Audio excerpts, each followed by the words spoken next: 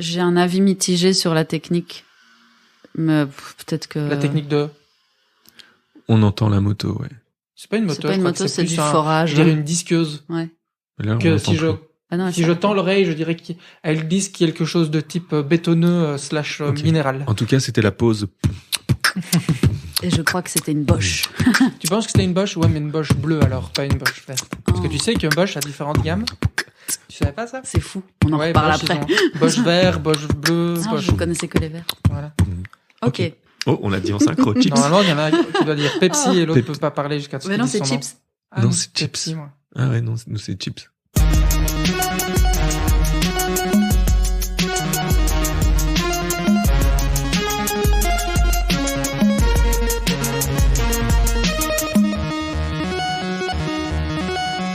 On Allez. arrête de tergiverser. Ça arrête, Tergiversons. on lance ce podcast parce que sinon ça va nous prendre 15 jours. Ça va nous prendre Oh. Que... Bah, en fait, ce Comment serait ça bien que ça prenne 15 jours. Bah oui, parce que C'est c'est quoi le- justement c'est le time frame des épisodes, c'est tous les 15 jours. C'est juste. Alors, qu'est-ce qu'on fait là? Bonjour. Bonjour. Et salut tout le monde. Bah, qu'est-ce que vous faites là? Bah, Bah- je sais pas, on m'a dit de venir. Je suis venu, j'ai pris le train, Ouais. et me voilà. Mais Donc, parce que on n'est pas, On n'a pas d'invité. on n'est pas d'invité, on est sur le flux de Amour Chips. Pourquoi? Mais Qu'est-ce que se passe-t-il? qu'est-ce qui se passe? Parce qu'on serait pas juste nous là en ce moment. Ouais, on est juste nous. Bah Benjamin, pourquoi tu fais Pour- l'explosion Pour de ta l'audio tête? guide, Benja fait l'imitation du brain explosion. Non, c'est l'introduction, je la trouve pas hyper subtile, mais je la trouve bien. Donc c'est pour ça que j'ai trouvé ça très chouette pour amener un petit peu une explication très théorique de ce qu'il est en train de se passer. Je trouve ça très bien. Bon, on a eu la spin-off Amour Papier, Qui était super. qui était super. Et donc Amour Papier, si vous n'avez pas suivi, ou tu n'as pas suivi toi dans tes oreilles, cet épisode de podcast conversationnel sur la papeterie. C'était ça l'idée. Qui ont commencé par le Bonichi et qui ont fini par le Bonichi. Et Exactement. qui ont navigué après dans plusieurs sujets divers et variés. Et qu'on a décidé de... Pas d'arrêter. Si, d'arrêter, on peut le dire. De délocaliser Ouais, en fait, c'est une absorbation de spin-off, une OPA. une sorte de rachat, d'auto-rachat. Non, et donc du coup, ce qu'on a décidé... Je le dis, ce qu'on a décidé? Ou Oui, parce que hein. là, on tease les gens... Mais parce que le temps qu'ils cherchent ces Ouais, ces qui chiffres. cherchent ces chiffres. Donc Qui en fait, c'est ce qu'on dur a à décidé, donc il y a Amour, Gloire et Chips qui existe depuis des années. 3 ans à peu près, je Juin crois. 2018. Ok. Et depuis une bonne grosse vingtaine d'épisodes. Ouais. Et puis il y a eu la spin-off Amour Papier qui voulait se concentrer sur la papeterie. Et là, ce qu'on a décidé de faire, c'est de tout ramener sous la coupe de Amour, Gloire et Chips.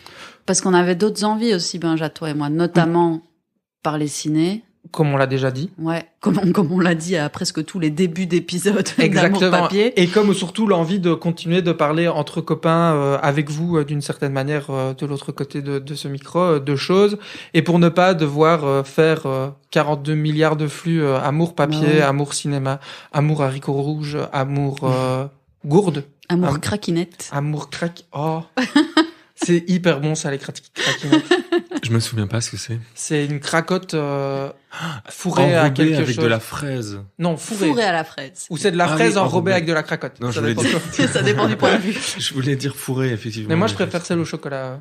Ah ouais. Bref, voilà. Et donc, du coup, ce qu'on a décidé de faire, comme de toute façon, on allait... On devrait faire un amour craquinette, du coup, pour Ouais. en parler. Mais justement, non. Ben justement, Ah, non, On c'est parlera ce qu'on de dit. craquinette dans Amour, Gloire et Chips. Et Dans donc, en les fait, épisodes, juste nous. juste nous. Ah, parce qu'on est juste entre nous. Exactement. Et donc on parle de ce qu'on veut. Exactement. Ça me fait penser que justement, en préparant tout ça, je me disais que moi, quand même, ma consommation de cinéma, et particulièrement de cinéma en salle, c'était vraiment une conso de festival et assez peu... De sortie. Ouais, Classique. oui, c'est ça. Je pense, j'avoue, j'avoir jamais été, Oh. waouh, ne jamais avoir été à un quelconque festival de cinéma. Tu Mhm. vois, dans le sens, pas noble, parce qu'il n'y a pas des festivals pas nobles, mais Oui, tu vois, oui. genre, aller à un endroit et payer un ticket pour aller voir plein de films, j'ai jamais fait ça. J'ai déjà été, genre, tu vois, voir un film dans le cadre d'Anima, par exemple, Mhm. ou Oui, mais ça la compte. nuit. Ça compte. Ça Ça compte, c'est un compte, festival. ouais. C'est Mais vrai. d'ailleurs, c'est peut-être ça pour les gens qui nous écoutent et qui sont pas spécialement familiers de ce milieu ni trop intéressés du cinéma. Ben, il y a plein de festivals en tout genre. Et d'ailleurs, c'est enfin même quand tu inscris tes films, il y a ce qu'on appelle les catégories A, les catégories B, donc des trucs un peu plus prestigieux où c'est un peu la classe d'avoir ton film D'accord. dans ce cinéma-là, ton film dans ce festival-là, pardon. Mais du coup, toi en tant que spectateur, ben c'est comme ce que tu disais avec Cannes, il y a peut-être un peu un côté genre Cannes c'est un peu trop pompeux, prout et je serais pas à l'aise là-dedans, mais il y a genre 1000 autres festivals tellement chill et bonne ambiance où tu peux aller découvrir des films. Et je pense aussi que même dans Cannes, je pense qu'il y a le truc qu'on voit beaucoup, Canal+, Tapis Rouge, Palme d'Or, tout ça, mais il y a aussi tout le reste avec les trucs pour la quinzaine des réalisateurs. Et je sais aussi qu'il y a le marché du film. Je pense qu'il y a plein de choses qui profitent un peu de l'attention et de l'organisation du festival pour venir un petit peu se greffer autour, dedans, machin, et qu'il y a plein de trucs super.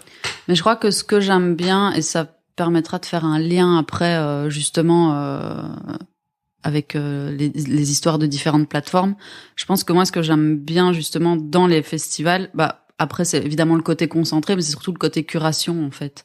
Où, c'est des programmes qui sont réfléchis et construits, et j'aime bien cette partie-là. Tout à fait. De la cohérence. Mais il faudrait, du coup, peut-être que quand on pourra, et quand ça refera, moi, je suis très intéressé d'aller dans un festival, et je sais qu'en Belgique, il y en a plein de super. Il y en a plein de super bien. Hein. Je crois qu'ici, à Bruxelles, il y a un festival du film fantastique. Le BIF. Le BIF. Qui est vraiment super, je pense. Ouais, il est très cool. Et il y a aussi, donc moi je repense à ça, c'était en début de confinement, enfin en tout cas c'était vers la première partie 2020.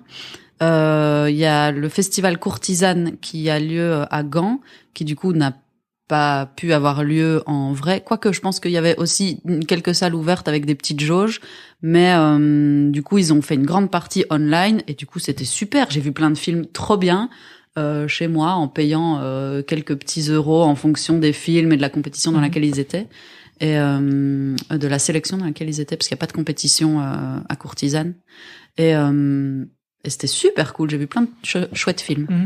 Mais je pense que beaucoup de festivals sont passés en mode cyber, numérique, digital. D'ailleurs, il n'y a pas un festival de graphisme à Liège qui est passé en digital?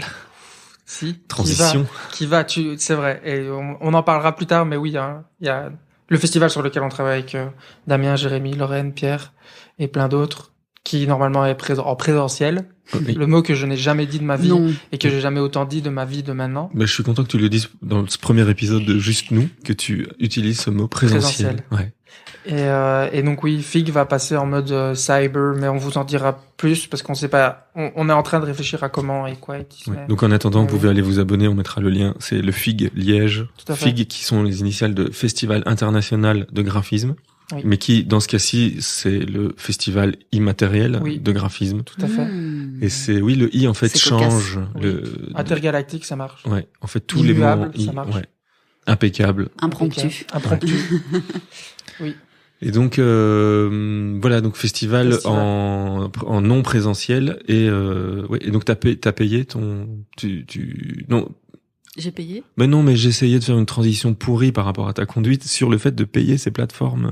Ah oui. C'est vrai qu'il y a différents canaux de distribution. Il y a les grands cinémas que je ne critique pas du tout parce que je les consomme aussi. J'adore aller au Kinépolis voir un film Marvel avec des pop-corn et du coca. Et je pense ça que aide le cinéma aussi, contrairement à ce que des rageux vont dire. Et j'aime aller aussi au Grignou.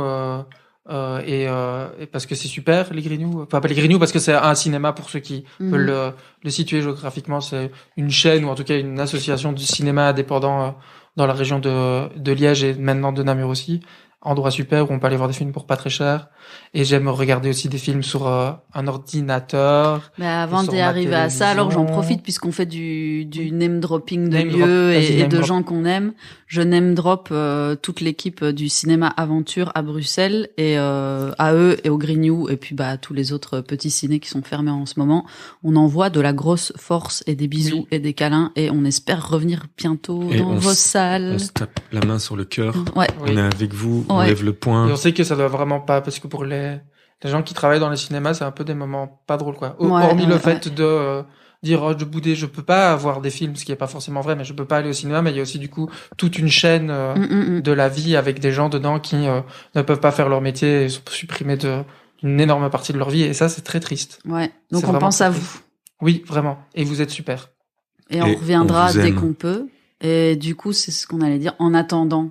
Comment qu'on fait? Comment qu'on fait en attendant? Parce qu'on a quand même envie de voir des films. Oui. Et oui, bah, comment qu'on fait? Comment Bah, qu'on fait? Il y a il y a jamais eu autant, du coup, Ouais. De grâce ou à possibilités. cause. Après, Ouais. ce débat un peu clivant, mais. Alors, il y a une plateforme belge, mais moi je connais pas. Une plateforme belge? Ouais. Ah oui? C'est Cinévox? c'est Cinevox. C'est un truc ou payant. non. Non, c'est un Oui, autre je vois tout à fait, mais j'ai oublié. nom. En le fait, nom. on n'avait pas prévu d'en parler, mais Non, mais vas-y. Mais c'est pas Cinévox. Enfin, si c'est un truc en lien avec ça, non? Ou alors c'est la plateforme. Mais non, ça c'est plutôt pour ce qui est pour Et qui l'enseignement. est du coup un peu, et plateforme belge, et qui est un peu spécialisé dans, justement, le cinéma, entre gros guillemets, indépendant, tu vois. c'est Sooner, je crois. Ah, Sooner. Ah ouais? c'est J'ai pas ça. jamais entendu parler de ça. C'est ouf. Mais je crois qu'il y en a de plus en plus de plateformes. Bon, il y a les gros trucs, Ouais. genre Netflix et nos amis de chez Disney+. Mais donc il y a tout dessus. C'est Ok. tu vois là par exemple, je vois qu'il y a Her de Spike Jonze, Ah ouais? Mais c'est bizarre ça. Vals avec Bashir. Ouais, mais est-ce qu'il y a Volte-Face de John Woo? Je pense pas. Non, mais ça non, mais reste à s'il mon y a, avis s'il y a Jean Hur qui est dessus, enfin, c'est ça quand reste même. de l'indé quoi. Oui, c'est de l'indépendant quand même. Ouais, mais oui, ok, mais du coup, ça met pas, enfin, si, peut-être que sur la plateforme, c'est mis en avant, mais j'allais dire, c'est bizarre de faire une plateforme belge et pas mettre spécialement en avant le cinéma belge. Mais après c'est peut-être les distributeurs belges. Ok. Tu vois, c'est une plateforme de distribution finalement. Bah écoute, j'irai voir ça parce que je connais pas du tout. Oui, et il y en a tellement. Et donc Disney+, je sais pas si vous avez vu d'ailleurs, il y a eu beaucoup d'articles sur ça. Ils ont fait en 9 mois ce que Netflix a fait en 9 ans, un truc comme ça. Oupsie. Ah, En termes de nombre d'utilisateurs ou un truc comme ça. Enfin bref, genre, j'ai lu les articles en diagonale comme je le fais trop souvent, mais je crois qu'ils ont quasi 14, ils ont en millions d'abonnés, genre c'est carrément dingue. Et ils ont fait ça en très très peu de temps, donc ça remarque encore l'hégémonie de cette industrie de l'amusement, du divertissement que nos amis ou nos ennemis de Disney. On pourra en parler un jour peut-être, mais donc Disney+, ils sont à l'aise. Bah du coup, je vous laisse. Peu importe l'ordre. Je voulais qu'on passe sur 2-3 plateformes, mais là, puisque tu parles de Disney+, peut-être. Donc évidemment que c'est peut-être pas nos gens préférés du monde, mais bon, Ils sont là, ils sont là. tout à fait. Toi, t'avais pris un abonnement, mais tu l'as plus ou bien tu l'as. Julie, ma compagne, Ouais. amie, petite amie, concubine, cohabitante légale, a repris cet abonnement. Mais oui, parce qu'il y a des trucs super que Mais justement, sur Benja, nos amis de Disney que j'aime regarder. dis-moi, qu'est-ce qu'il y a de super sur Disney+? Déjà, si vous êtes né dans les années 90, fin 80 pour moi, vous avez été nourri au Disney, donc du coup vous avez accès à l'entièreté du catalogue des films d'animation de Disney, et c'est toujours un plaisir de pouvoir les revoir, en tout cas pour moi. Donc il y a déjà ça, et puis il y a tout Star Wars, évidemment, si on est fan de ça aussi ou pas, et on peut en débattre et tout ça. Et il y a surtout, et ça vous savez que moi, je sais pas si vous le savez, mais je suis très fan du Marvel Cinematic Universe, dans tout ce qui fait de pire et de meilleur. Et donc c'est une plateforme superbe pour pouvoir consommer ces 8 aériens du film. Et là, Disney a repris le truc et vont produire énormément de formats séries dans le Marvel Cinematic Universe, dont le nouveau, dont la première Vision. est sortie, WandaVision, ouais. Et ça, c'est quoi? Moi, je connais pas WandaVision, donc C'est Wanda Wanda et Vision. Maximoff, qui est la sorcière rouge, Scarlet Witch, son nom dans les comics, qui est, si tu veux que je t'explique tout, normalement, c'est la fille de Magneto, qui est un X-Men. Ok. Un peu méchant. un peu Magneto, gentil. je l'ai. Tu l'as, Magneto? Ouais. Super. Et donc, qui a fait partie, par une petite pirouette, qui est rentrée dans le Marvel Cinematic Universe, dans Avengers 2, l'Age of Ultron. Bref. Et donc, ils ont fait une série parce que, on peut spoiler les gens sur ce qui se passe ou pas? Pas sur ce qui se passe, mais c'est carrément le premier épisode. Ils sont mariés, c'est ça que tu veux dire? Ouais. En fait, Qui est marié? En fait, Vision et Wanda, c'est une histoire d'amour qu'il y a dans le truc. Vision est une sorte de robot synthétique, humanoïde, tout ça. Qui est un peu le plus fort. On pourrait faire un débat qui est le plus fort, mais oui, qui est un peu très fort et un peu super balèze et tout. Et Wanda Maximoff, qui elle, pour le coup, est selon moi la plus forte de toute all over the world. Si vous avez lu les comics, vous savez pourquoi. Et donc ils ont fait une série sur elle. Et le format est vraiment cool, au-delà de l'histoire, c'est que en fait, Wanda Maximoff a la capacité de remodeler la réalité un peu comme elle le veut. Et donc elle projette des réalités et en fait elle s'inspire pour créer ces réalités des sitcoms américaines de différentes époques. Et donc chaque épisode a l'esthétique et les codes et les trucs de tous des sitcoms au fur et à mesure de l'évolution. Donc ça commence dans les années 60, 50 avec des sitcoms que je connaissais pas, mais là on est arrivé dans les années 90 et c'est sur les trucs de Malcolm. Ah putain, c'est fou parce que et c'est carrément hyper drôle parce que ils pastichent, ils parodient ou ils utilisent tout ça. Et donc le générique de la série change à chaque fois avec des encarts et tout. Ils ont fait c'était Ma Belle Famille ou je sais pas si vous vous souvenez de ce truc avec les sœurs Olsen. Comment ça s'appelait cette série? La vie de famille. Bref, vous voyez et en fait ce qui est super drôle en plus c'est que celle qui joue Wanda Maximoff c'est une des sœurs Olsen mais pas une des jumelles, c'est la sœur des sœurs Olsen. OK. Et voilà. Et bref. Et c'est une super série. C'est hyper intéressant. C'est fou, tu La fête à la maison. La fête à la maison. Ils ont pastiché un peu ce truc-là. Et donc, ça va continuer au fur et à mesure des épisodes. Et ils vont passer par Modern Family à un moment donné. Ça a été teasé et tout. Et c'est plutôt bien écrit. C'est hyper divertissant. C'est un petit format. Je crois que c'est 40 minutes. Ça sort une fois par semaine. Et c'est un super truc que j'aime beaucoup regarder. Ah oui. Et donc, par contre, c'est effectivement, c'est pas tatou et tu binge watch. Ça tombe plic-ploc. Exactement. Ouais. Après, mais les plateformes ont commencé à faire ça depuis quelques années. Surtout Netflix, surtout Disney Plus font beaucoup ça. Netflix, Apple aussi. Netflix, il y a tout qui sort d'un coup. Hein. Plus maintenant, genre Snowpiercer, ils sortent épisode par épisode. En fait, je crois que leur stratégie au début, c'était de proposer tout d'un coup pour que les gens s'abonnent en masse en disant ouais, on a tout et tout machin. Et du coup, il y a certaines personnes peut-être qui se désabonnaient puisqu'ils avaient tout binge-watché, il y avait plus rien. Et pour que les gens restent de mois en mois, ils ont un peu écartelé les diffusions. Ah, c'est marrant ça. Du coup, ça va quand même un peu. Bon, après évidemment, ça dépend si t'es dans la même synchronicité ou pas, mais du coup, je trouve ça va un peu contre le principe de justement de vidéo on demand, de catalogue dispo. Après, tu vois, genre par exemple, si tu veux vraiment le suivre on time, tu dois attendre toutes les semaines et c'est cool. Mais je veux dire, après, tout sera disponible d'un coup. Genre par exemple, moi, j'ai pas encore regardé le Mandalorian de la série Star Wars. Et les 2 saisons ont été distribuées comme ça. Maintenant, si je veux, je peux me faire un week-end. Je peux donner un avis, peut-être unpopular opinion sur le Mandalorian. Ouais, vas-y. J'ai pas vu moi, donc je peux pas dire. C'est super seulement grâce à Baby Yoda. Voilà. Voilà. Bam. Fin de mon avis. Fin de la discussion. Et donc pour revenir, WandaVision, c'est super, format un peu rigolo. Après, ça vaut ce que ça vaut. Il faut toujours remettre le MCU dans son contexte. Le MCU, c'est un parc d'attractions. Martin Scorsese avait dit ça en disant que les blockbusters de Marvel, c'est que des roller coasters et que c'est pas du cinéma. Et je dis oui, il a raison, et ça n'en fait pas quelque chose de mauvais. C'est super d'aller dans les parcs d'attractions. Et donc du coup, c'est bien et ça fait 2 points de mesure. Et donc WandaVision est super pour ça, avec le seul défaut qu'ont toujours les films et les œuvres qui sortent de chez Marvel, c'est que le film que tu regardes n'est que le teaser du film que tu vas voir après. Et donc, c'est en même temps super intelligent parce que ça leur permet de créer un moment, genre par exemple avec Endgame, qui était le film qui a été teasé pendant genre 10 ans avec je sais pas combien de films, de sortir des bazars qui culturellement ont un impact considérable. Mais moi, ça reproche que je leur fais, c'est que tous les films sont construits pour présenter ce qui va se passer après. Et donc, c'est jamais des œuvres en soi. Voilà, donc parallèle, grosse parenthèse, MCU fermée. Vous pouvez être sûr que je vous en reparlerai, parce qu'il y a encore plein de trucs qui vont arriver. Mais donc ta grosse reco du moment Disney+, c'est WandaVision, quoi. Oui. Après, c'est une reco un peu facile, parce que je pense que beaucoup en parlent, puisque la manière dont c'est fait, c'est plutôt malin. Et donc voilà, et je conçois qu'il faut vraiment le regarder, parce que c'est cool et ça fait partie de la culture populaire. Ouais. Non, j'allais juste dire qu'on a commencé il y a combien de temps l'épisode ? Il y a 37 minutes. 37 minutes, donc il était à peu près, allez, on va dire 11h30, 40. Ouais. Et à 11h pile, je viens de voir maintenant, j'ai reçu 2 mails de Sooner Belgique, alors que j'avais jamais parlé de ma vie de Sooner Belgique. Mais t'es allé dessus, je t'ai dit... Mais non, mais c'était à 11h, donc c'était une demi-heure avant. Une demi-heure avant.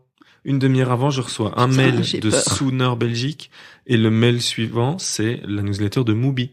dont tu allais parler maintenant. Non, je vais parler. Moi, je pense que ça. Allez. Je vais donner une théorie. Hein. Je veux pas paraître pour un complotiste, mais je pense que c'est les puces qu'il y a dans les vaccins.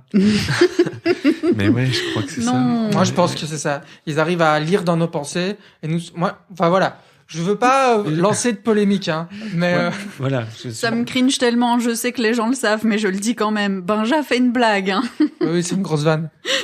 Pardon, je m'excuse. Je suis désolé, mais Pas de complot autour de la table. Et donc, Si ce n'est. Non, allez Si vous ce faire n'est- vacciner. Non, ouais, je voulais parler de Mubi, mais bon, ok. Alors, Mubi, c'est tellement génial que j'arrive même pas à choisir un truc à reco sur la plateforme. Mais qu'est-ce si que ce Mubi, n'est- d'ailleurs alors Parce que Mubi, moi, je sais pas déjà ce que c'est un super jeu de mots. Mubi, c'est comme si tu disais movie en espagnol. Mubi. Mubi, tu vois? Ok. Et donc M-U-B-I. C'est des vraies dates, ça, ou c'est inventé à l'instant? Bah, qu'est-ce que tu veux que ce soit d'autre? J'en sais rien. Bah si, Mubi. Est-ce que c'est une plateforme espagnole?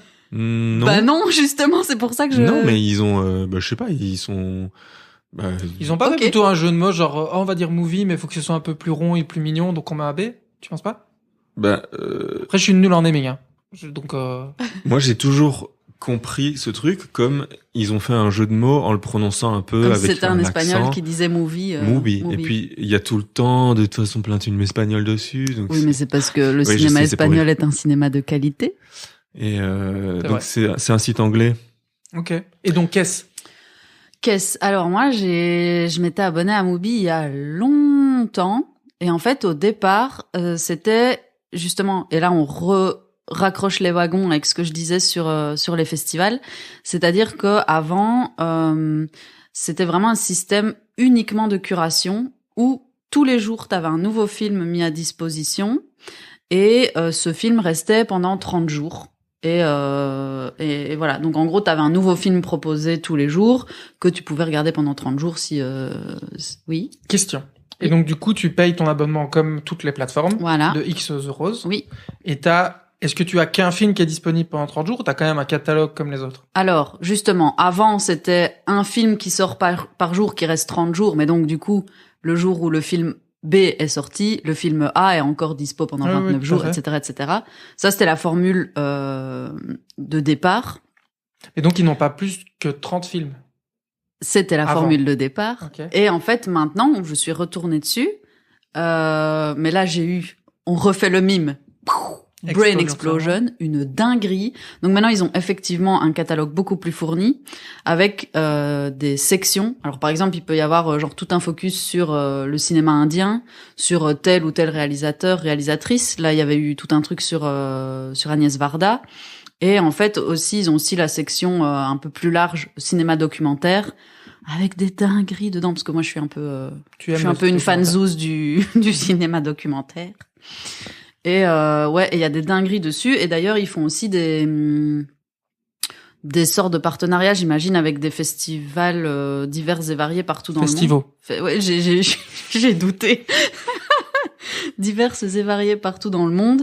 Et du coup, ben voilà, par exemple, quand il y a le cinéma du réel là qui va avoir lieu en mars à Paris, ben en fait, dans les films qui sortent, dans le nouveau film chaque fois du jour, souvent ils te mettent un petit bandeau en disant ah voilà, c'était dans la sélection de tel festival. Comme ça colle quand même un peu à l'actualité, mais c'est pas forcément, à part ce genre d'actualité là, c'est pas des grosses sorties. Ok. Et c'est vraiment du très bon cinéma, très plaisant. Et puis il y a aussi moyen d'aller se lancer corps et âme là-dedans. Et du coup, en fait, ça, comme il y a un système de curation, tu te dis bon bah je fais un peu confiance aux personnes là derrière qui choisissent les films et je vais aller découvrir un truc. Et ouais, ça permet de tomber sur Et donc il y a des petites folies des quoi. playlists faites par des gens quoi. Alors là, justement, c'est pas des playlists entre guillemets curatées où t'as le nom du curateur, c'est les équipes derrière. Oui, tout à fait. Mais oui, il y a ça. Et par contre, là-dessus, donc voilà, j'ai pas eu un film en particulier à vous recommander sur Mubi, si ce n'est que j'en ai regardé plusieurs depuis le début d'année, mais dont allez si, je vais en lâcher un quand même, mais c'est pas du tout une nouveauté, mais c'est très bien, mais je vais plus trouver le nom en français. Tu peux le dire en anglais, c'est ok. Non, c'est Relatos Salvajes. Film espagnol, tu vois, peut-être. Mubi, on recale, où il y a les 6 petites histoires avec les gens qui se bastonnent. Le film dont tu parles? Oui. Je l'ai pas vu. Relatos Salvajes, c'est en français Les Nouveaux Sauvages, et c'est le film de Damian Zifron de 2014. Donc voilà, pas de prime nouveauté, mais vraiment très quali. Ok. Et Donc du coup, double recommandation d'une plateforme. Oui, c'est ça. Mubi. Vraiment Mubi. En plus, c'est pas très cher, Ah, et et combien? je crois que c'est 5 balles, un truc comme ça. Ça doit être 4,99, genre. Évidemment. Et en Évidemment. plus, quand tu parraines tes amis, tu reçois des mois gratuits. Donc moi, là, en fait, j'ai eu un abonnement Mubi pendant 8 mois gratos parce que je l'avais partagé dans une newsletter au mois de septembre. Des gens se sont abonnés. Et donc, du coup, je reçois des mails. Ah, un tel s'est abonné, tu as un mois gratuit. Et donc, en gros, j'ai eu jusque, je crois... Là, j'ai commencé à payer mon premier mois, je crois, ce mois-ci. Et mais donc, ça faisait 8 mois que je payais pas, quoi. Tout à fait. Mais donc, jolis gens derrière vos écouteurs, si ça vous intéresse, parce que du coup, en plus, je pense que si on parraine, vous pouvez découvrir Mubi pendant 1 mois. Bah gratos. ouais, eh ben on va mettre Donc, notre lien. écrivez-nous, On ou vous écrivez-nous envoie et le on lien. vous envoie le lien. Ah non, on peut le partager comme ça. Ouais. peut le mettre dans Oui, la on peut le mettre description. direct dans la description. Bah voilà. Vous cliquez dessus, vous découvrez Mubi pendant 1 mois. Donc petite récapitulation. WandaVision super, Mubi plateforme super, Ouais. Les Nouveaux Sauvages super. Super. En plus, la baseline de Mubi, c'est le choix du cinéma. Voilà. Faites le bon choix. Faites et le alors, bon choix. d'ailleurs, en parlant de playlist de curation, peut-être que toi, tu vas enchaîner, et je le sais, hein, elle va enchaîner sur Shadows. Ouais, exact. Parce que Putain, là-bas, t'es fort. c'est curaté. J'en ai Alors. entendu parler de ça. T'as jamais... Si, je sais, je Ah. vois ce que c'est. Ouais. Mais c'est un peu ta cam ou c'est pas trop ta cam, le film genre horreur, tout ça? Ça l'est, Mhm. dans un certain... Dans une certaine mesure. Exactement. Et aussi, comme je regarde les films avec ma concubine. Ta colocataire? Non, c'était quoi? C'est quoi ta... concubine, moi, j'aime Non, Cohabitante légale. ma cohabitante légale, qui n'aime pas trop ça. Mhm.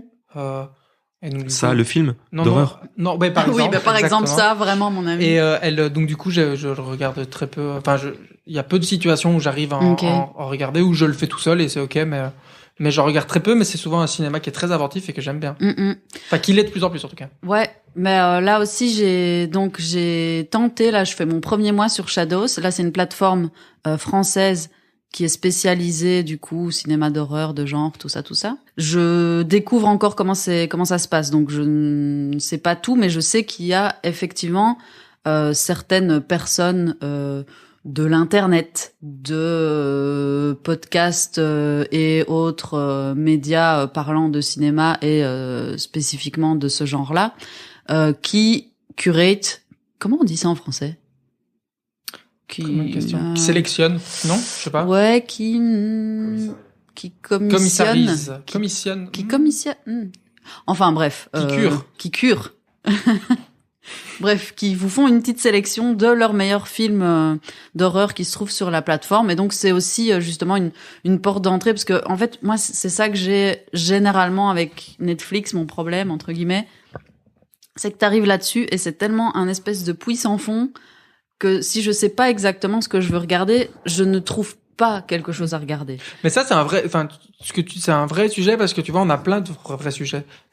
On a tellement maintenant d'endroits où on peut regarder des films et qu'on a tendance aussi à multiplier le nombre d'abonnements. Et puis aussi, il y a ce truc où, à partir du moment où quelqu'un a un abonnement, on se passe vite les comptes entre nous et que du coup, c'est un problème qui arrive souvent. C'est que tu te dis, t'as tes 4 plateformes et tes 4 canaux de distribution pour pouvoir voir des trucs. Et quand tu dis, je vais regarder un film, il y a souvent une trentaine de minutes avant que tu appuies sur play sur le film que tu as regardé.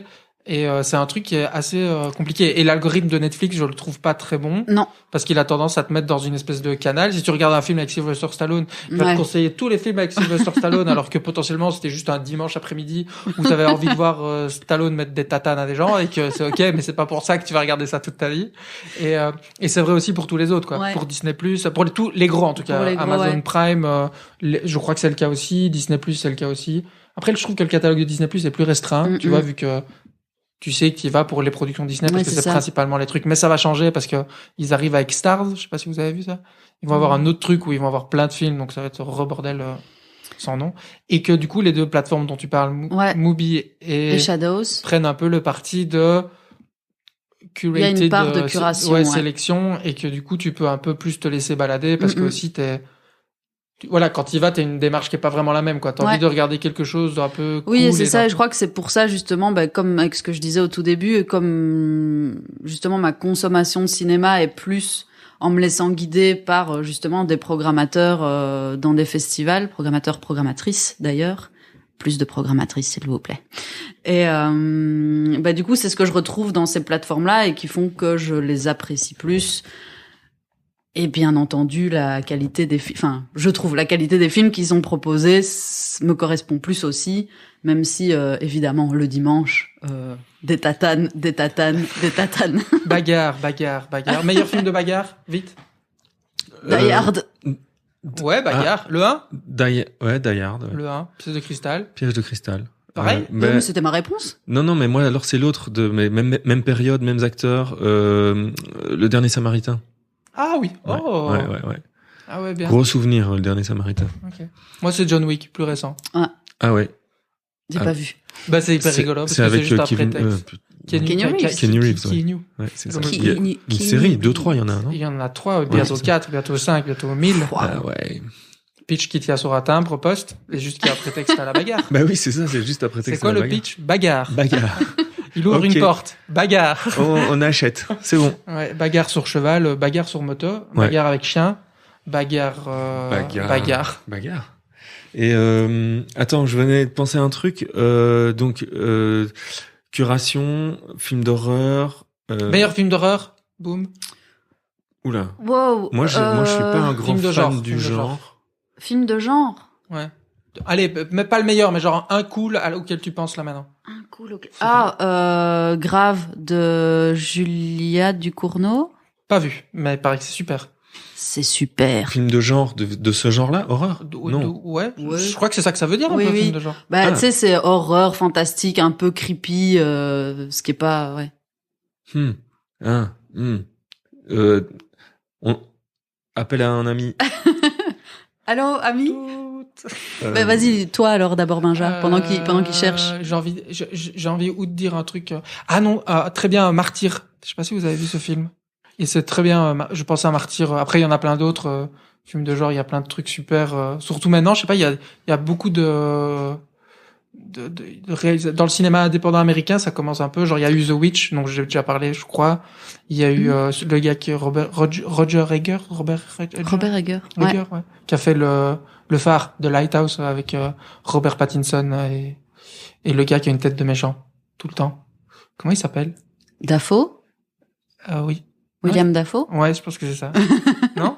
Je sais pas, moi, tu me dis une tête de méchant, c'est celui auquel je un pense. sourire de méchant. Ouais. Et il y a eu aussi le gars qui fait Ari Aster, qui a fait Hérédité et Midsommar. Oui, mais ça, c'est une super. dinguerie. Ouais, c'était super. C'était vraiment super. Et d'ailleurs, alors, on va faire des boucles dans tous les sens, et tant pis la conduite, mais ça me fait penser Midsommar et compagnie à 24. Oui. A24, boîte de production. Oui. Exactement. Je connais. Machine à Oscar indépendant. Machine à Oscar indépendant que vraiment, mais qui font des superbes films. Quoi, un super shop en ligne avec du merchandising. Et d'ailleurs, oui, pour répondre à la question, enfin, je mets une réponse bis à film d'horreur de genre dans les derniers que j'ai vus là. C'est un mode. Sainte Maud, ouais. Ouais. Je l'ai à ma disposition quelque part. Oui. Et faut que je trouve le moment pour le regarder, mais oui, ça a l'air fou. C'est pas mal, hein. Bah, justement, en termes de belle réa, c'est vraiment cool. Mais à 24, on pourrait peut-être un jour faire tout un épisode dessus. Pas tout un épisode, mais genre montrer un peu tous les films dans lesquels ils ont un peu trempé, touché. Bah tout oui, ça, et en fait, je trucs voulais citer A24 parce que ça me permettait de faire une boucle transitoire d'une manière un peu subreptice vers Netflix. Parce que, bon, voilà, c'est vrai que je suis tentée de chier dans la colle Turbo 3000 avec Netflix pour moult raisons. Que ce soit juste de la qualité vidéo en termes de technique, où vraiment, ça m'énerve. Mais voilà. Et aussi à la qualité, justement, de la curation, de l'algorithme, des types de films qui produisent ou produisent pas vraiment. Enfin, bref. Un jour, je vous en parlerai. A24, parce que c'est la boîte de prod qui est derrière Euphoria. Euphoria, c'est le réal Sam Levinson et l'actrice Queen. Zendaya, Magnifique. qui se retrouve dans le film là qui est sorti tout début février, Malcolm et Marie. Est-ce que tu l'as regardé, Benja? Je l'ai pas regardé. Il est super. Et petite transition, Zendaya qui est Mary Jane dans le MCU. Voilà. Tu dis ça, tu dis rien. Dans, Ouais. dans le Spider-Man. Mais oui, super actrice. Ouais, et ben donc le film Malcolm et Marie, super film. J'ai Avec trouvé. fils de Denzel. Je pense, oui. Oui. Mais en fait, bon, elle m'éblouit tellement que lui, je l'ai un peu vu dans le coin de l'œil, mais bon. Et fils de Denzel qui était l'antagoniste de Tenet. Ah, c'est lui dans Tenet, parce Oui. que j'ai toujours pas vu Tenet, hein, forcément, parce que il faut voir ça au cinéma. Oui. Moi, je l'ai vu en IMAX, Tenet. Ouais, je sais, tu nous l'as. J'étais fatigué après. Épuisé. Ben donc voilà pour essayer d'en dire 2 mots et demi, c'est Malcolm et Marie, donc. Malcolm et Marie, ouais, exact. C'est une fin de soirée en huis clos à la maison entre un couple en presque direct de engueulade de couple. Mais du coup, alors c'est un peu éprouvant parce que tu te retrouves dans une engueulade de 2 heures, mais se dit dans justement leurs engueulades des trucs très intéressants forcément sur le couple, mais aussi sur le cinéma. Ce qui m'a rendu ce film très très attrayant. Et noir et blanc. Noir et blanc, tout à fait. Et alors aussi, je vais pas aller trop loin là-dedans parce que ce sera peut-être un sujet que je développerai ailleurs à un autre moment, à un autre endroit, mais une utilisation de la bande son, enfin de la bande musicale particulière comparée à d'autres choses qui se font. Où en fait, ouais, la musique est vraiment un personnage là pour le coup aussi dans cette histoire et c'est assez intéressant. Et je voulais terminer sur la musique sur ce film en parlant du dernier titre qui est celui où il y a les crédits de fin, qui est une dinguerie. C'est Liberation de Outkast et CeeLo Green. Ce qui me fait penser que peut-être on peut faire revivre, ressusciter. C'était ça le mot. Ressusciter feu la playlist Amour, gloire et chips attenante à ce podcast. Bonne idée, mais évidemment, bonne Voilà. idée ça. Et du coup, je glisserai ce titre dedans. Et Ok. Faire une playlist par épisode ou En quoi fait, on faisait ça au tout début de Amour Chips, quand on était avec juste Pierre et Gilles. Et Pierre et Gilles, comme les artistes. Pierre et Gilles, vous connaissez? Oui, Pas les du tout. photographes. Ouais. Si, non? Eh ben, on Ah mettra si, je connais Pierre, je connais pas Gilles, mais et je connais pas Pierre et Gilles. Eh ben, Pierre et Gilles, c'est un couple d'artistes photographes Très pop. très pop et avec beaucoup de photomontage et tout Mhm. ça, donc qui ont roulé leur boss, comme on dit dans le monde de l'art contemporain et tout ça, et qui travaillent encore, je pense maintenant. I don't know. On mettra un lien, on verra. Ok. Mais donc, en tout cas, avec Pierre et Gilles, au début, chaque fois qu'on parlait d'un morceau, tu vois, ça arrivait qu'avec un invité ou quoi, on parlait de musique, on avait une playlist dans laquelle on balançait les morceaux. Et donc, on va remettre le lien. Et comme ça, si vous voulez aller vous abonner à cette playlist Spotify, Mhm. qui sera, à mon avis, toujours sur le compte de Loïc Music, puisque c'était là-dessus qu'elle était, et Ah on oui. va continuer Ok. celle-là. Super. C'est notre petit lien avec notre petit label. Et donc, on balancera les morceaux là-dessus. Et puis, comme ça, si vous voulez les écouter, ils sont là. Donc Donc, vous pouvez voilà, nous écouter et écouter des musiques d'autres Exactement. qu'on curated. qu'on curate. Qu'on Super. curate. Ok, Et, moi donc ça- c'était tout pour, enfin c'était tout. Non, je vous reparlerai de Netflix et je vous dirai Oui. à quel point c'est de la merde dans d'autres épisodes. Mais il y a quand même des fois des jolies choses dessus, Tout à fait. dont Malcolm et Marie que je vous conseille si vous payez votre abonnement. Oui. Allez-y.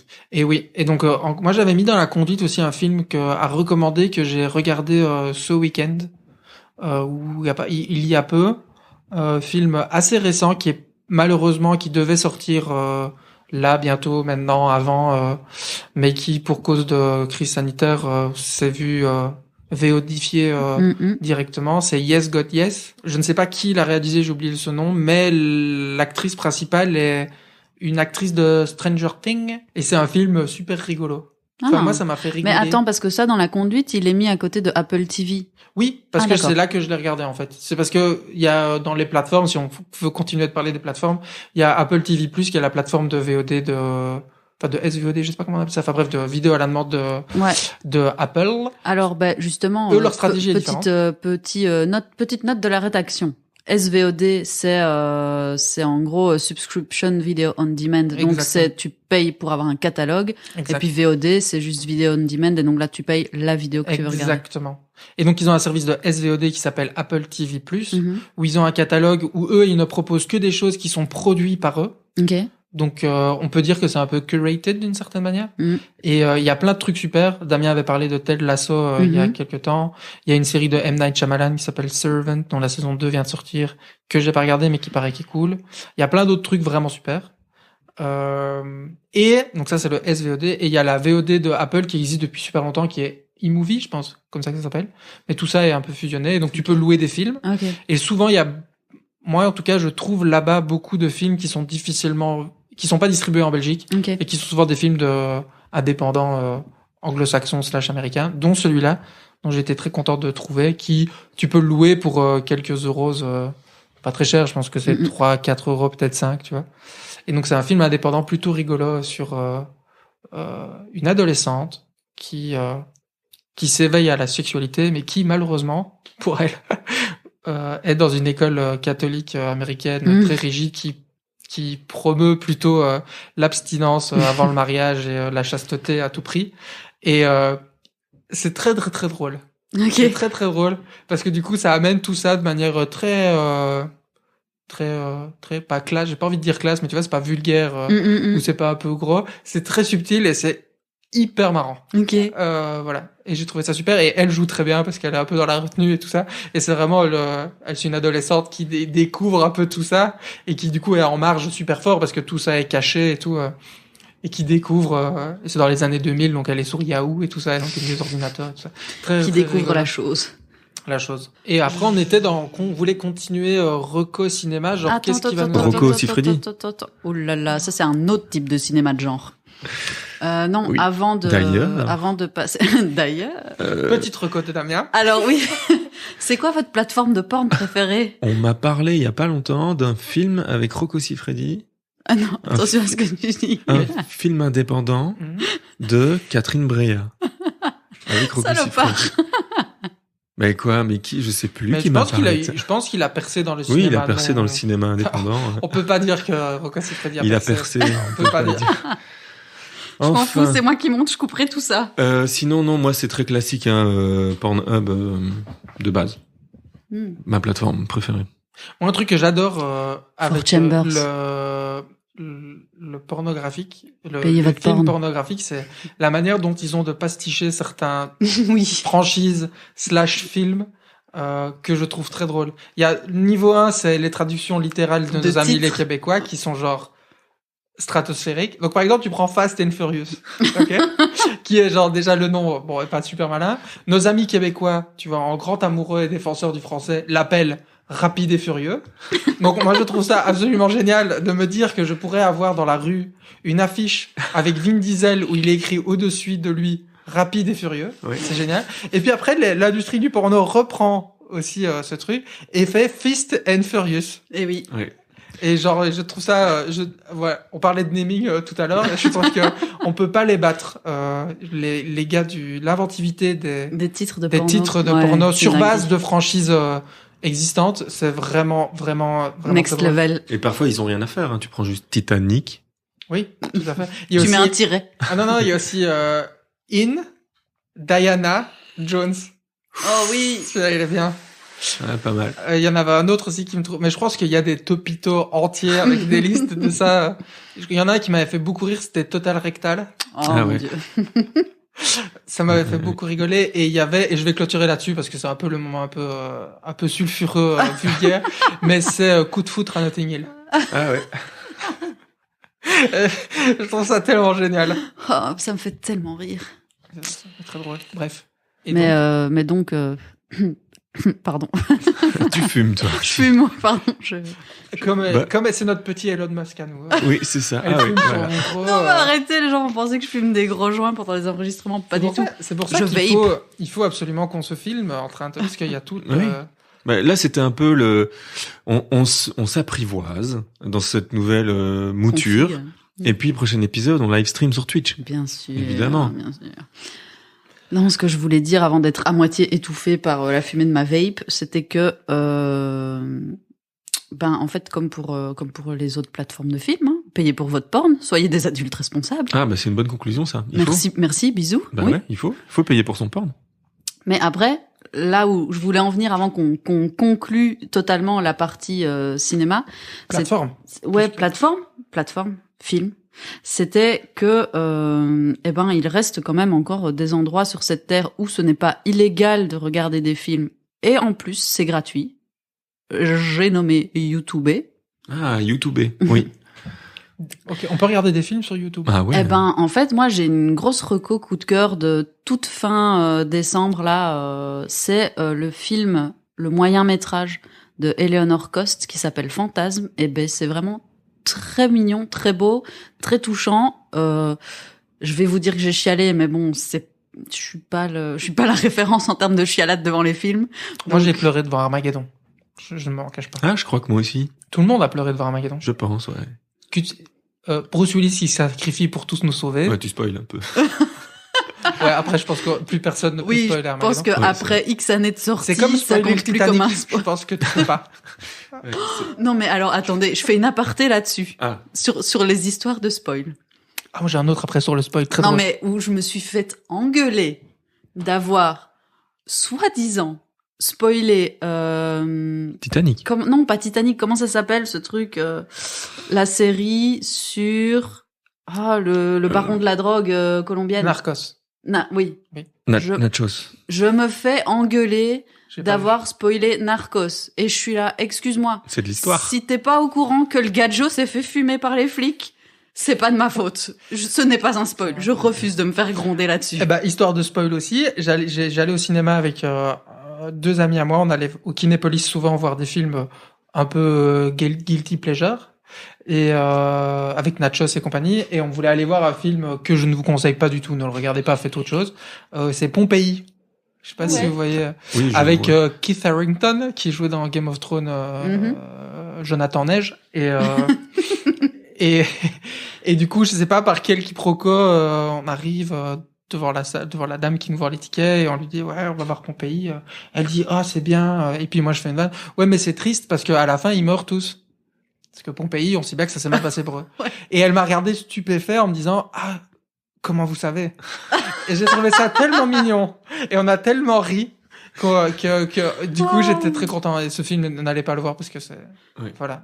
Mais à la ça fin, a le créé volcan, une bonne anecdote. mais à la fin de Pompéi, le volcan, il érupte pour de vrai. Ouais. Et ça se passe mal pour les gens. Ah bah oui. Ils Si sont vous juste n'étiez très pas au chauds. courant. C'est l'histoire. Donc voilà. Donc spoil de Armageddon, je crois pas. Parce que si on est toujours là, c'est grâce à Bruce Willis. Bah oui, c'est ça. Donc ça sinon, fait partie de l'histoire. on le Thanks, saurait. Oui, Bruce. c'est ça. Merci Bruce et merci Michael Bay. Bah ouais. On ne remerciera jamais assez Michael Bay. Sinon, on serait tous morts.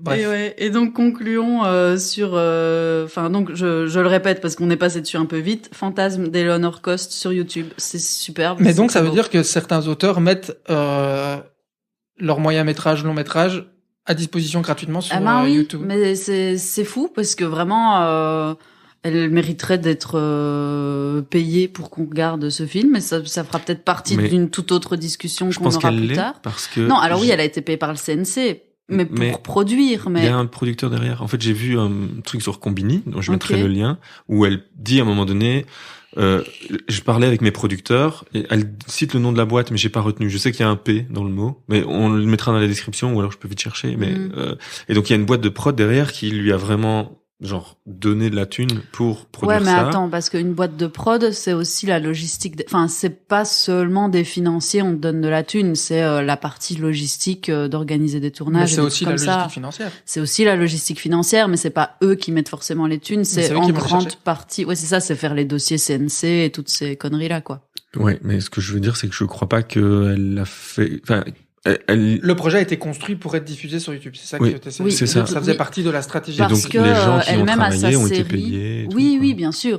Mais parce que elle-même a sa série superbe aussi, Genre humaine sur YouTube. Pareil, Reco, tout ça. Mais là, c'était plus spécifiquement un film. Et donc, effectivement, il y a l'argent pour que le produit soit produit. Non. On Oui. l'a refait. Il y a l'argent pour que le film / la série soit produite et que du coup, tous les techniciens, auteurs, réals sur le projet soient rémunérés à leur juste valeur, ce qui est normal. Mais contrairement à des films qui sortiraient en salle et où derrière, forcément, t'as été payé pour faire le film, mais tu touches encore des cachets sur le nombre de places vendues, les entrées. Ici, c'est pas le cas. Parce que... Mais il y a la YouTube Money. Alors, il y a peut-être la YouTube Money, en effet. Bah, il a été vu quelques millions de fois, je suppose. Qui remplacerait le prix, qui se substituerait d'une certaine manière à des tickets. Pas avec pas à la même hauteur, je Ouais. pense. Mais je crois que oui. Non, c'est vrai, j'avais pas pensé à la Je YouTube pense que ça Money. fait partie, du coup, c'est assez cool parce que je pense aussi maintenant, pareil, gros débat, il y en a plein, il y a des gens qui ont écrit des articles là-dessus, mais on pourrait peut-être clôturer comme ça, mais comme cinéma fermé, cinéma, c'est ce n'est plus devenu l'unique canal de distribution des films, qu'il y en a de plus en plus d'autres, et que je pense que certaines sociétés de production en profitent pour faire la main basse, et Disney l'a fait, tu vois, et pour s'approprier l'ensemble des revenus liés à toute cette chaîne de distribution. Mais je pense qu'il y en a d'autres aussi qui commencent à essayer de s'insérer là-dedans, et donc je savais pas du tout qu'il y avait des gens qui mettaient des moyens ou des longs ou des séries à disposition sur YouTube, et moi je trouve ça super intéressant d'essayer de se poser la question toujours de ok, je fais quelque chose, comment je diffuse, qui va le voir, comment je monte ce truc logistiquement, l'organisation financière parce que c'est important que tout le monde soit rémunéré à sa juste valeur pour son juste travail, tu vois. Mais du coup, moi, je trouve que c'est un machin super intéressant, et je pense je fais pas partie des gens, si je dois donner mon avis, et si mon avis intéresse des gens, mais qui va dire que les cinémas vont mourir, Netflix c'est la tuerie du cinéma, c'est nul, blablabli blablou. Je pense que du coup, les choses deviennent plurielles, et que le cinéma va être utilisé par certains auteurs dont le médium cinéma est hyper important, et que pour certaines choses, il va être un peu délaissé, que ça va peut-être laisser plus de place aussi à ces gens-là, et que du coup, je sais pas, il y a quelque chose qui est en train de changer qui est assez cool. Ça fait plein de sous-catégories de sujets sur lesquels j'ai trop envie qu'on parle pendant des heures. Donc, à mon avis, ce sera un peu un sujet récurrent dans nos rencontres. En tout cas, là, ça fait 1h20 qu'on parle de cinéma. Oui. Donc, à mon avis, on n'aura parlé que de cinéma pendant cet épisode. Oui, parce que je crois qu'on va clôturer, on va pas faire un épisode. On va clôturer, ouais. Il y avait pas nos attentes de 2021 aussi? Ben si, on va peut-être mais je veux dire, on reste dans le cinéma. Ouais, on va pas passer sur tous les autre sujets sujet. cinéma, parce que dans ta conduite, de toute façon, c'était que des sujets cinéma. Ouais. Donc, je sentais bien, que vous alliez me la faire à l'envers, là, avec votre amour cinéma. Mais parce que ça fait tellement longtemps qu'on a envie de se parler de cinéma que là, du coup, on a fait un espèce de condensé de nos frustrations. Un petit putsch, un petit coup d'état. Ben oui, je sais. D'ailleurs, pourquoi croyez-vous que plusieurs fois je me suis levé pendant l'enregistrement et on n'a rien remarqué? Pour aller pisser, aller fumer une clope. Ben, pour aller préparer vos BLT. Et donc, donc en fait, tu t'en fous de ce dont on parle? Et je m'en fous pas du tout de de quoi vous parlez. D'ailleurs, la preuve, j'ai interagi à certains moments, mais ça t'es pas frufru, ça te dérange pas qu'on parle un peu trop peut-être de cinéma? Pas du tout. Moi, je vous écoute et je prépare mes BLT. Et j'interagis. Ouais, et j'interagis. Du coup, là, quand même, pour clôturer, on va peut-être faire un tour de table. Mais attendez-vous quand même à ce qu'on vous recommande des trucs de films. Si ça vous intéresse. À peu près à chaque fois. Non? Oui, c'est vrai. Si ça vous intéresse. Damien, le film que t'attends le plus en 2021? Je n'attends rien du cinéma en 2021. Il y a un truc que t'oublies. Ah oui, oui. Ah voilà, c'est vrai. The Many Saints of Newark. Oui, tu me le remets en tête. Effectivement, j'ai fait des bons il y a 2 semaines quand je l'ai appris. Il va y avoir le prequel, donc un film qui est en fait le prequel, la pré-excuse des Sopranos. Oh. Ouais, et j'ai lu même dedans que Monsieur Soprano, il n'est pas. Et si, mais c'est préquel, donc ça se passe avant, d'accord. Et qu'en fait je viens d'oublier son nom, mais donc Gandolfini, Tony Soprano, donc l'acteur va être joué étant enfant dans le prequel par son propre fils dans la vraie vie. Magnifique. Donc, c'est beau. Ouais. Donc son fils va jouer le rôle de son père jeune, quoi. Et c'est toute la même team, Alan Taylor, David Chase au script et la même production. C'est ça. Et voilà. c'est pour l'été, c'est ça? Alors, je crois. Alors, mais là justement, c'est les affaires de report. En fait, ça devait sortir en septembre 2020. Ah oui, et puis non, c'est mars. Ça a été reporté en mars. Et en fait, là, il y a une semaine, j'ai regardé justement. Et là, c'est plutôt le 24 septembre pour le moment. Ah, mais c'est ça le problème de toutes les envies de films qu'on aurait pu voir en 2021. Et Je pense que c'est hyper compliqué parce que ça fait accordéon et il y a une sorte de bouchon gigantesque. Et donc, comme le meilleur exemple, c'est notre ami 007 Ouais. qui s'est fait reporter de dingue, étant donné les enjeux financiers carrément stratosphériques qu'il y a Ouais. autour de ce genre de machin. D'ailleurs, la MGM est à vendre, il paraît, si vous avez un peu d'argent. Mais donc oui, donc 2021, ça va être compliqué, je pense. Non, mais moi, le film que j'attends le plus en 2021, comment te dire? Donc, il était censé sortir fin 2020, voilà, la même soupe que pour les autres. Comment te dire que ça fait déjà 13 ans, donc plus 14 ans que j'attends ce film? Oui. J'ai nommé Kaamelott de ce cher Alexandre Ouais, Astier. je crois que je suis vraiment désolé de te le dire, mais je pense que tu vas entendre encore tellement longtemps. Oh non! Je pense que là, n'en c'est peux plus. 2022, là, je pense qu'il a dit, hein. Il l'a dit? Je pense que Sérieux? Ouais. Je partage cette attente et cette envie avec une petite crainte quand même, tu vois, de l'Arlésienne, tu vois, le truc que t'attends, et que malgré la hype qu'ils t'ont mis, tu vois, malgré la qualité du truc que tu vas voir, ça sera jamais à la hauteur Non, de tes mais, attentes. Tu vois ce que je veux dire? Par contre, enfin, ce que j'aime tellement chez Astier, c'est la qualité de ses dialogues et ce ping-pong comme ça. Ah oui, il est Tu fort. vois, on parlait au début de tatanes dans la tronche, ben là, c'est des tatanes verbales, tu C'est vois. vrai. Non, c'est Et super. donc, je pense que là-dessus, il pourra pas me décevoir. Et oui. Voilà. Oui, non, c'est sûr. Donc Kaamelott. Donc, Kaamelott, Mais à mon putain, avis, tu vas sortez ça en attendre encore 2021, s'il Je vous vais plaît. encore attendre un petit peu. Et moi, le film que j'attends en 2021, mais je pense que je peux me le foutre dans l'œil, mais jusque tout derrière, c'est Matrix 4. Oh oui. Ah ouais. Parce que les sœurs Wachowski, mais je crois qu'il y en a qu'une des deux qui est à la réalisation. I don't Parce know. que Keanu Reeves, le plus cool du monde après Tom Cruise. Non, je blague. Mais bref, je pense que ça va être super et je Attends, pense mais quoi, que ça va Keanu être Reeves? super. Parce que, Keanu Reeves. Ah, c'est t'as pour envie, ça que t'as tu envie de voir l'attends. Matrix Ouais, de ouais. Keanu Ah, Reeves. Parce que que- Keanu Reeves et parce que les sœurs ok, Wachowski. non, et parce- j'avais compris que il y avait qu'une seule des deux qui réalisait À cause de Keanu à cause de Reeves. Keanu Ah, Reeves.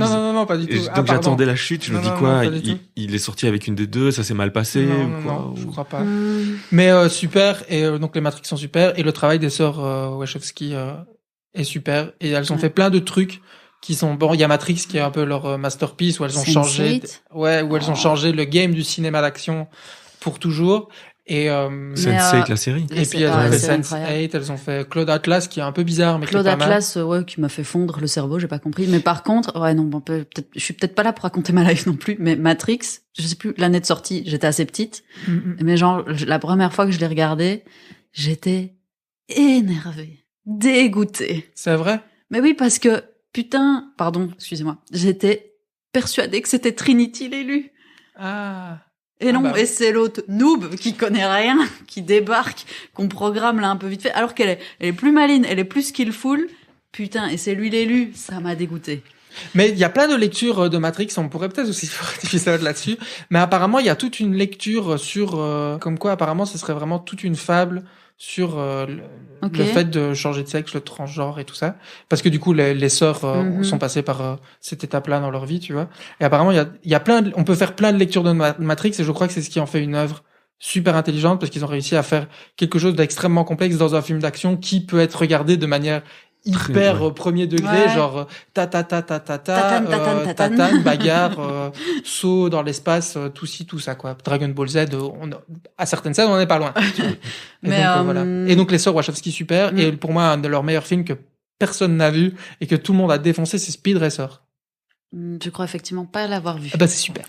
Mais ouais, et d'ailleurs, cette petite frustration de jeunesse que j'exprime, des gens l'ont intellectualisé et ça s'appelle The Trinity Effect. Ok. Je vous mettrai un lien, vous irez voir. C'est ce qui arrive notamment à Hermione dans Harry Potter, etc., etc. Que les femmes sont meilleures dans les films et qu'elles sont le Ouais, c'est personnage 2, relayé quoi. au putain de second rôle et c'est un noob venu de nulle part qui maîtrise que dalle, qui est le héros de l'histoire. Après, c'est Keanu Reeves, quand même. Ouais, bon, Je rigole. soit. Bon, Et d'ailleurs, et allô, vous voyez bien qu'on est un peu excité par le cinéma. moi j'allais encore ajouter un truc sur Oui, mais bien Matrix. sûr. Oh bah allez, vas-y. De toute façon, s'il reste des gens, ils sont plus à ça près. Oui, non, mais que c'est Michel Gondry qui a amené le Matrix Effect, le bullet Oui, juste. effect Dans le clip de... dans le clip de Rolling Stones qui s'appelle Like a Rolling Stone. C'était une de ces expérimentations. Donc Michel Gondry, année 2000, il a fait tous les clips cool de l'époque, donc de mon époque de vieux à moi. Donc les White Stripes en Lego, des Chemical Brothers dans le train, ou le paysage. Le Golden ça. Age. Et quoi? C'est dingue, ça. C'est une dinguerie, hein. Ouais, ça, c'est Le Golden Age de MTV, quoi. Oui, exactement. Donc ouais, le Star Guitar de Chemical Brothers, oui, Star Guitar, de ouf. où le paysage en fait rythme la musique, c'est absolument dingue. Et un des clips dans lesquels il a voulu expérimenter un truc, et c'était donc le clip des Rolling Stones, Like a Rolling Stone, où les scènes sont tournées avec 4 ou 5 caméras, ou 7 appareils photo qui se déclenchent en même temps pendant une scène. Et donc forcément, vu que c'est une espèce d'arc de cercle sur quelqu'un qui se jette, bah on a 7 points de vue. Donc c'est un peu le principe, quoi. On a 7 points de vue d'un moment fixe, et donc on les passe en images les unes après les autres. Et en fait, c'est comme si c'est le bullet effect, quoi. C'est, on tourne autour de la personne qui est en train de voler. Il y a ça dans un des clips de Rosalia aussi. Je sais plus lequel. Mais du coup, est-ce que c'est un truc c'est l'un des premiers à avoir expérimenté, parce que je crois que ça avait été conceptualisé avant, je pense, non? Je pense que c'est lui qui a eu l'idée. Il faudrait vérifier, mais je pense que c'est lui qui a eu l'idée d'abord avec ce clip-là, et puis qui après a été mis 1 milliard de fois, oui, c'est parce ça. qu'ils en ont mis 60 des caméras, genre truc de dinguerie dans Matrix. Donc c'est à vérifier, mais je pense qu'on est sur quelque chose comme ça. Et Michel Gondry qui avait expérimenté aussi des effets de ce type-là, qui sont pas du bullet time, mais plus de l'allongement de perspective dans Green Hornet. Je sais pas si vous avez vu ce film qu'il a réalisé avec Seth Rogen, qui est une adaptation d'une série super-héros. Tout ça. Et il y a des effets comme ça de combat où il avait fait ces expérimentations et en fait, je me demande si c'est pas, en fait, Green Hornet, j'ai l'impression que c'était un peu une commande Hollywood, tout ça. Il était obligé de le faire, machin. Et donc, je me demande s'il a pas été, on lui a demandé de mettre sa patte, tout ça, alors qu'il avait déjà expérimenté ce genre de choses dans Eternal Sunshine. Donc, ce truc de perspective, tu sais, à un moment donné où on voit, j'allais dire Jeff Goldblum, mais c'est plutôt Jim Carrey, rien à voir, qui passe en dessous de la table, et en fait c'est juste la table qui est éloignée, le fait qu'il s'en approche, il devient tout petit, et c'est des trucs qu'il avait déjà fait là-dedans, et qu'il a remis, parce qu'on lui a demandé, dans Green Hornet, non? Peut-être, mais je crois que Green Hornet, je pense c'est un des nombreux films qui s'est fait charcuter, et là je fais une transition vraiment de dingue, et ce sera ma dernière recommandation. Film charcutage, gros scandale, et gros trucs qui arrivent, et grosses plateformes et gros super-héros. Tout le monde a entendu parler de notre très cher Justice League, DCU du coup, le DC, donc c'est les concurrents de Marvel entre guillemets, Batman, Superman et tout ça. Ils avaient sorti Justice League il y a longtemps déjà, qui s'est fait def parce que pas bien, parce que remontage par la société de production, parce que Zack Snyder avait malheureusement perdu sa fille pendant le montage, ça a été repris par Josh Whedon, enfin bref, gloubi-boulga international d'internet, défonçage par le monde entier, tout ça, alors qu'il est pas ouf, mais c'est pas si pire, quoi. Et du coup, remontage de Justice League par Zack Snyder, qui était le réalisateur initial, qui va sortir sur HBO Max et peut-être au cinéma en Europe. Film de 4h30 de ce que j'ai vu. Genre dinguerie. Et donc, c'est déjà un film qui a coûté très très cher. De 250 millions de dollars, je pense, déjà à la base. On lui a redonné des millions, genre 60 millions pour faire des reshoots et tout. Ah oui. Et donc, il y a une espèce de truc de bazar, de volage de films, et que maintenant, les gens commencent à, j'ai l'impression, parfois récupérer tout ça. Tu sais qu'une des raisons pour laquelle, justement, toutes ces grosses productions qui, en ce moment, font des reshoots, c'est parce que, en fait, au moment où elles ont été tournées, il y a maintenant 1 an et demi de ça, il y avait des placements de produits, genre nouvel appareil, nouveau téléphone, machin et tout. Sauf qu'en fait, ça met tellement de temps à sortir à cause de la pandémie et qu'ils attendent de sortir au cinéma. Okay. Eh ben, en fait, les placements de produits sont après, trop Justice vieux. League, c'est sorti il y a très très longtemps. Hein. Donc du coup, il était déjà sorti au cinéma et tout ça, machin. Donc c'est vraiment, ils le ressortent, quoi. Ah, ok, ils le ressortent, d'accord. Parce que ça, j'avais entendu, parce que je sais plus quel film, je me demande si c'est pas avec Will Smith ou un truc comme ça, ou qui sont en train de faire des reshoots, parce que, genre, le téléphone qu'il avait en mode placement de produit à l'époque, est déjà sorti depuis tellement longtemps, et il y a un nouveau modèle, et donc faut re-shooter les scènes. C'est quand même fou, quoi. Bref. Donc moi, dans les trucs que j'attends, il y a la Snyder Cut de Justice League, qui m'intrigue. Plus que me hype, m'intrigue. Okay. Parce que remettre autant d'argent pour retourner un truc qui a déjà coûté tellement d'argent, qui a fait un peu un bid, et il y a redessin de certains personnages, re-effets spéciaux, retournage de scène, genre par exemple Jared Leto qui était le Joker dans Suicide Squad, qui avait une version un peu sous crack un peu chelou. Ouais, Il y a Cara Design, tu vois, de Jared Leto, qui apparaît dans une autre version du Joker et tout ça. Enfin, bref, tout un bazar que je trouve extrêmement attrayant. Ben voilà. Bon, et vous l'aurez compris, ça fait à peu près 5 fois que j'essaye de wrap up cet épisode. Pardon. Je pense que celle-ci, c'est la bonne. Et vous l'avez compris aussi, on est un peu hypé, excité, trop emballé de vous parler de cinéma. Donc, ça arrivera encore probablement dans les prochains Juste Nous. Je pense qu'on l'a pas dit au tout début. Donc, on a dit, ouais, on revient comme ça, justement, entre nous, pour un peu vous parler des recos diverses et variés en papeterie, en cinéma, en panini, tout ça. On n'a pas parlé de temporalité, donc j'en profite s'il reste encore 2-3 personnes qui nous écoutent. Donc, il y aura des podcasts qui sortent tous les 15 jours sur le flux Amour, Gloire et Chips. Un sera, comme ce que vous venez d'entendre, peut-être plus structuré, peut-être moins structuré, on verra.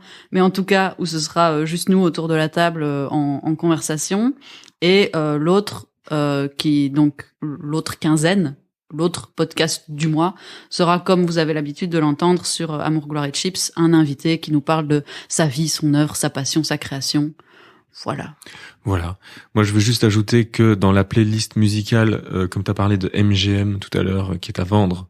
J'ai cru entendre ça, ouais. Ouais. Il y a un morceau de Grand Daddy, une phase B de Grand Daddy qui s'appelle MGM Grand, que je vais mettre dans la playlist.